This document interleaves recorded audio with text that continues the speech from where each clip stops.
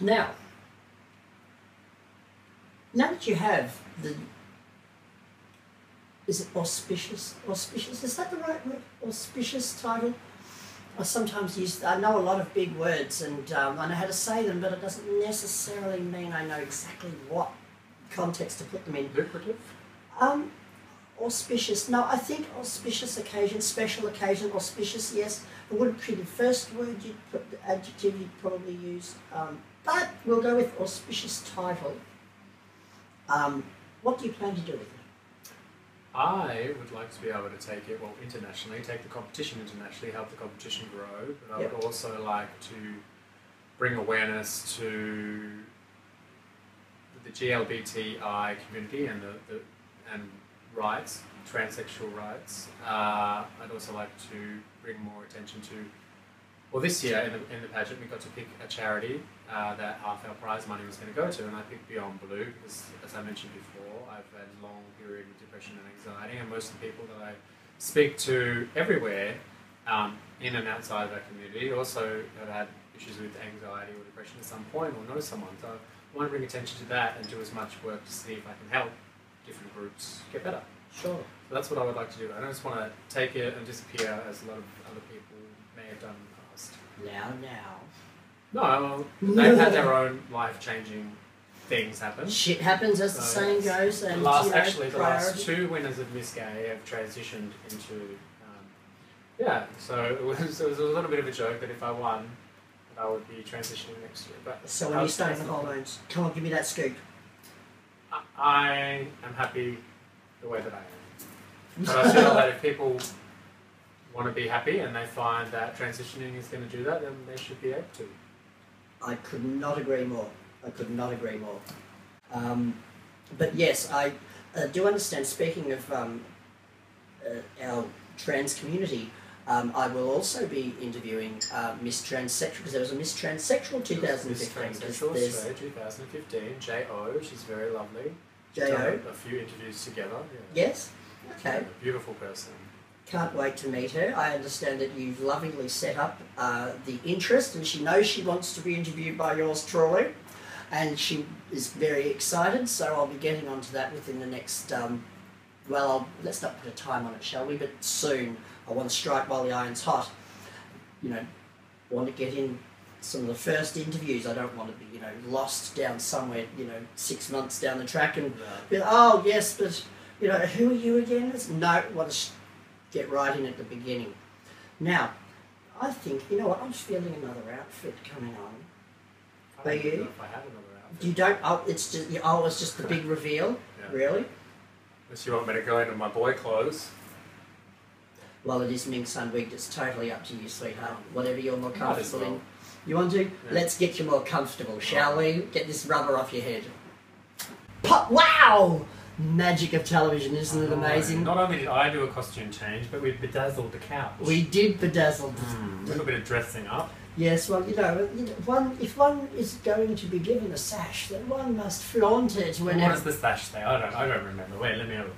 Miss Gay Australia 2015. And they've even popped an Australian flag on it. That's a very nice touch. I thought very patriotic. Yes.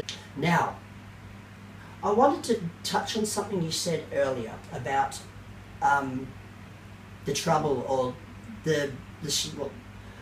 just the crap, if you will, that you've had to face while, working towards, these goals and things that you wanted to do, regardless of, competition or whatever. You just, So you're talking about within the community?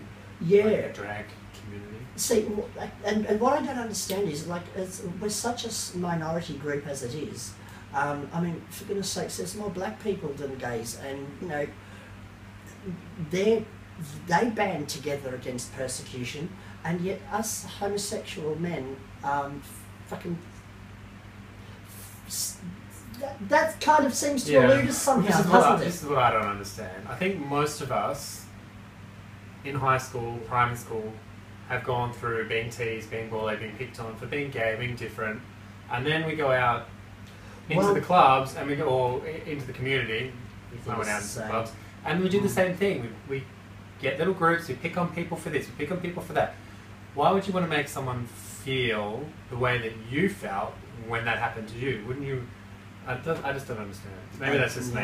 No, I was just in deep thought about exactly what you were saying, and I totally agree. It's just, not only is it counterproductive, I mean, it's stupid. It's just ridiculous. Like, we call each other sisters. Do we not listen to the words we use? You know, even out of drag, I've had people say I'm too thin, I'm too this, I'm too tall, I'm too girly, I'm too manly, and you know what? I don't think I look that bad, but I think you probably look fantastic. I know, but I just don't want, what's the point in that? Someone online the other day said that I look like, what was it? They saw a body pic and a face pic, and then they said I was what's the seafood? There's a seafood. There's a word. There's a new word. Prawn. Yeah, so my body was good, but my face is awful. I was like, what? Yeah. Well, you know what? Like, yeah, I agree with you. That's fine. You know what? I think. Oh, yeah, by the way, ladies and gentlemen, you've met Charity Steels. Ladies and gentlemen, I'd like to introduce you to a very dear friend of mine, Alan. Or at the moment, Chalini. Halfway in between. Chalini stolen that.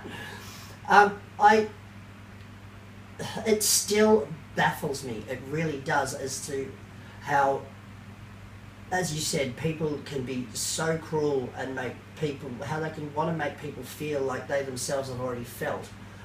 You know, years before. Are we too, quick to forget how bad the, treatment was? And, I'm pretty quick to remind people. A lot of people don't like hanging around with me when they're out, because when they do say things like that, I do just happen to just go bleh and make them feel bad about it without even realising. Like, I love it. Yeah. I ache for it. I don't mean to. It just comes out. I think it's something that I got from my family. It's just like bleh. How would you feel if that happened to you? Don't you remember when blah blah blah? And they're like, how do I stand over there now? I feel bad. Because and it can create such internal turmoil and grief. Well, that's it. You also don't know, like, that person that you're picking on. You don't know where they are in their life. If that comment is going to push them over the edge, if that comment's going to start another spate of depression, or if that little person can be just like, it doesn't matter. You don't know. You think it's funny, or I don't know, it makes you feel good. Yeah. Look, we used to hang out a lot years and years ago, and we're still close, but we don't get to hang out as much as we used to because different stuff.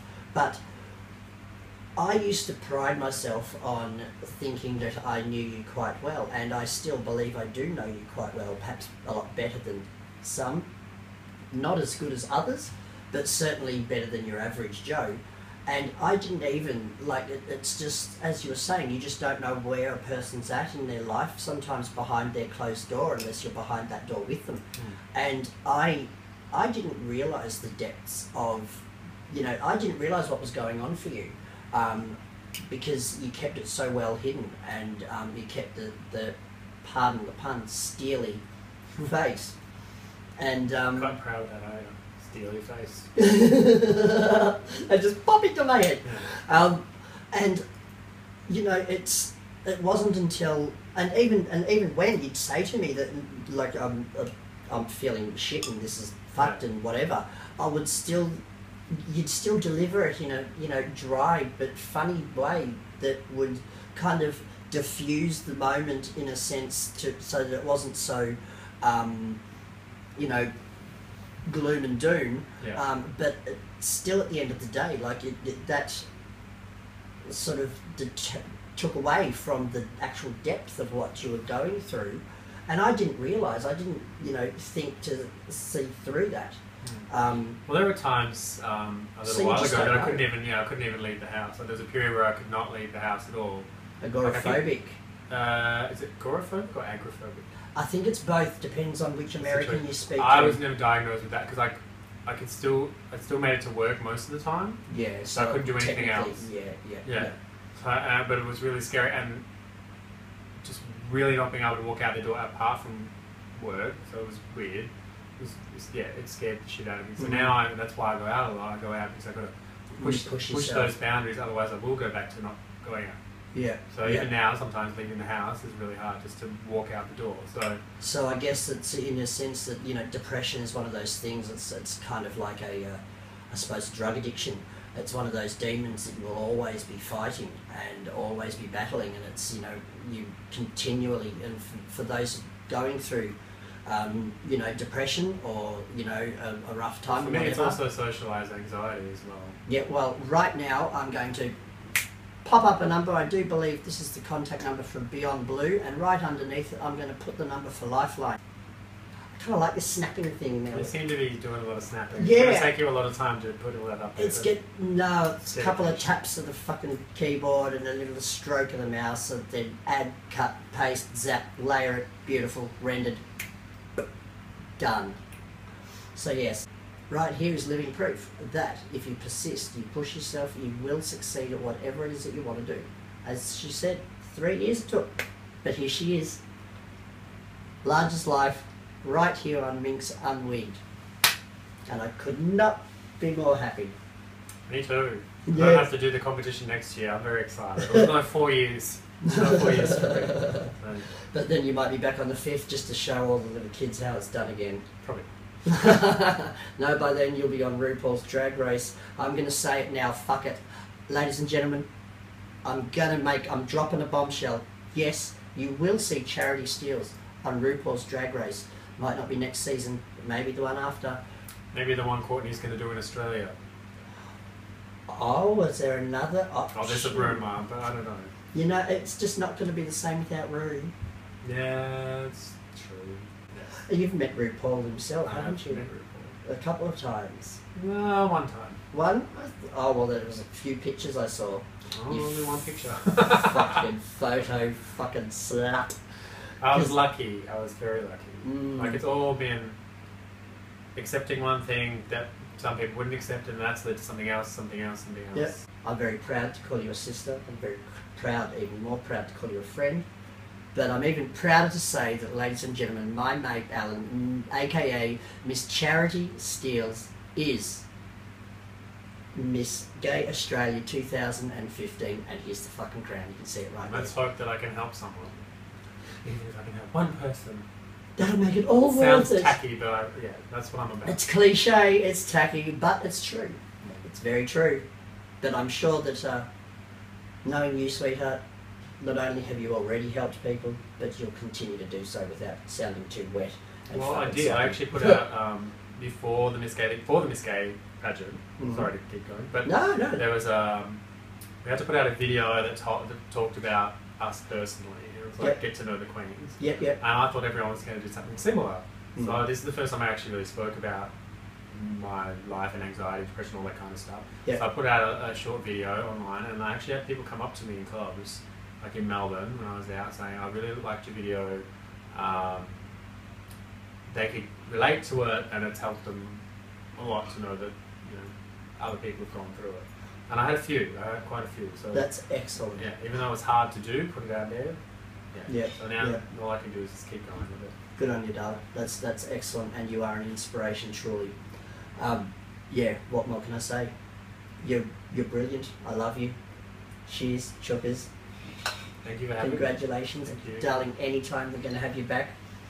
As I would love to have you as a regular guest, and there's no reason why I can't. So we're going to touch in with you from time to time. Probably out at gigs you're doing, maybe at gigs I'm doing, but we'll be getting you a mug. Get used to it, folks. You've seen it here. Miss Gay Australia 2015, Miss Charity Steels, coming at you large as life.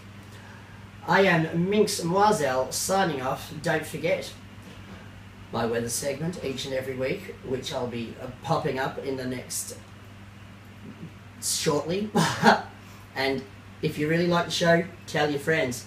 If you really, really like the show, tell your enemies. They're probably fucking watching anyway. Be kind to your mother and each other. Cheers.